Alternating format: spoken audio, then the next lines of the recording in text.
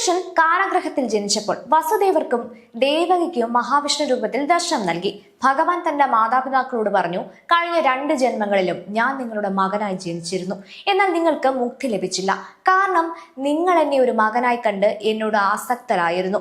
അതുകൊണ്ട് ഈ ജന്മത്തിൽ ഞാൻ നിങ്ങൾക്ക് ഒരു പുതിയ വഴി പറഞ്ഞു തരാം. കൃഷ്ണൻ പറയുന്നത് ആസക്തി ഉപേക്ഷിക്കേണ്ടതില്ല എന്നാണ്. നിങ്ങൾക്ക് സ്വാഭാവികമായി ഉണ്ടാകുന്ന ആസക്തി എന്തിനോടുമാകട്ടെ, ആരോടുമാകട്ടെ, എന്നാൽ നിങ്ങൾ ആസക്തരായിരിക്കുന്ന ആ വസ്തുവോ വ്യക്തിയോ ആശയമോ ബ്രഹ്മം ആണെന്ന് നിരന്തരം സ്വയം ഓർമ്മിപ്പിക്കുക. നിങ്ങൾക്ക് എന്നെ മകനായി കാണാം, എന്നാൽ ഞാൻ പരബ്രഹ്മമാണെന്ന് എപ്പോഴും ഓർക്കുക. എന്തിനാണ് നമുക്ക് സത്സംഗം ആവശ്യമായി വരുന്നത്? ലോകം എപ്പോഴും ലൗകിക കാര്യങ്ങൾ ഉണ്ടെന്ന് നമ്മെ ഓർമ്മിപ്പിക്കുമ്പോൾ സത്സംഗം നമ്മളെ ഓർമ്മിപ്പിക്കുന്നത് യഥാർത്ഥത്തിൽ ഇതൊന്നും ശാശ്വതമല്ല എന്നാണ്.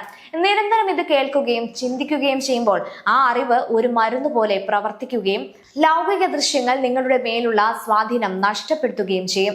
കൃഷ്ണൻ ഉദ്ധവരോട് പറയുന്നു, ഒരു കുതിരയുടെയോ പശുവിന്റെയോ കഴുതയുടെയോ ജ്ഞാനിയായ ഒരാളുടെയോ മുന്നിൽ വീണ് നമസ്കരിക്കുക. അത് ആ രൂപത്തിലുള്ള ഈശ്വരനാണെന്ന് സ്വയം പറയുക. തുറന്ന കണ്ണുകളോടെ എവിടെ നോക്കിയാലും ഈശ്വരനെ മാത്രം കാണുക. രമണ മഹർഷി അരുണാചലത്തോട് പ്രാർത്ഥിക്കുന്നത് പോലെ, അരുണാചല, നീ മാത്രം നിലനിൽക്കുന്നു. നിനക്കപ്പുറം ഞാൻ മറ്റെന്തെങ്കിലും കണ്ടാൽ അതെന്നെ ചതിക്കലാണ്. ഞാൻ നിന്നെ എല്ലാ മുഖങ്ങളിലും കാണും, എല്ലാ കണ്ണുകളിലൂടെയും കാണും.